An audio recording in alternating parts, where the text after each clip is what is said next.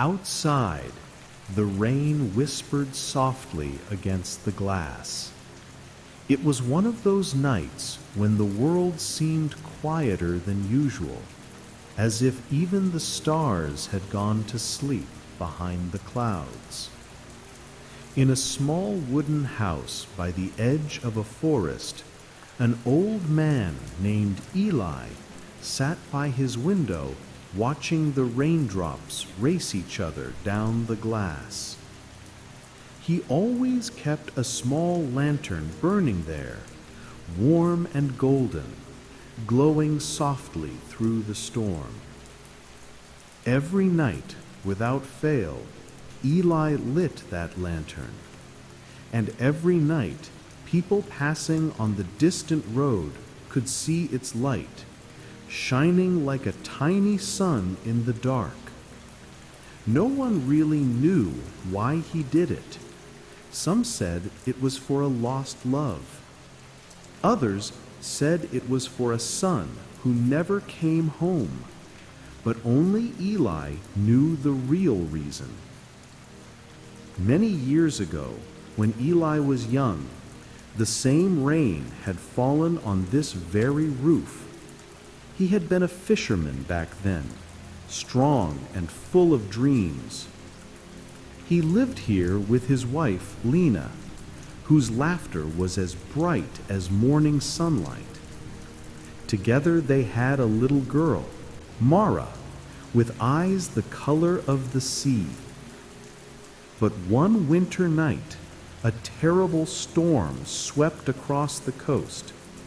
Eli was out at sea, and the waves grew wild and angry. When he returned the next morning, the house was silent. Lena and Mara were gone, taken by the flood. All he found was Mara's small wooden toy boat floating in the muddy water. For days, Eli didn't speak. For months, he didn't sleep. But one evening, when the sky turned purple and rain began to fall again, he remembered something Lena used to say. "If we ever get lost, Eli, light a lantern. The light will guide us home." So from that day on, he lit a lantern by the window, every night, every storm, believing somehow that they might find their way back. Even when the village people moved away, even when his hair turned silver and his hands trembled, Eli kept that promise. One stormy night, many years later, there was a knock at the door. A young woman stood there, soaked from the rain, her face pale and tired. She said, "I'm sorry. My car broke down near the woods. I saw your light." Eli smiled softly. "The lantern does its job again," he said. He brought her inside, gave her a blanket, and poured some tea. They sat quietly by the fire, the rain drumming gently on the roof. When she looked around, her eyes caught the toy boat sitting on the shelf. Her voice trembled. Where did you get that?" Eli looked at her, and for the first time in decades, he saw something familiar in someone's eyes. The same color, the same warmth. The girl's voice broke. "My name is Mara. I was adopted after the flood. I never knew where I came from until I saw this light. I followed it." Eli's heart seemed to stop. His trembling hands reached for hers.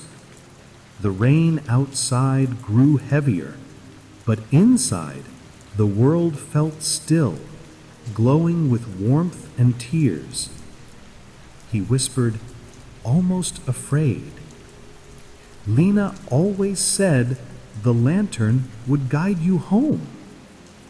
Mara nodded, crying softly. And for the first time in years, Eli didn't feel alone.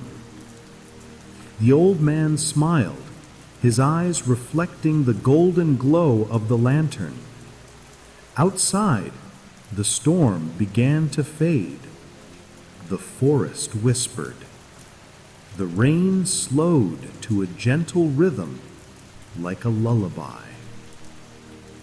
When the morning came, the lantern was still burning. Eli sat by the window, holding Mara's hand, smiling peacefully. The sun broke through the clouds, turning every raindrop into a tiny diamond. From that day on, people still saw the lantern glowing by Eli's window, but now there were two silhouettes behind it. And some say, on rainy nights, if you walk past that old house by the forest, you can still see the golden light shining, a reminder that love, even lost in the storm, can always find its way home. Sometimes the light we keep burning in the dark is not for others to find us, but for us to remember we are never truly lost.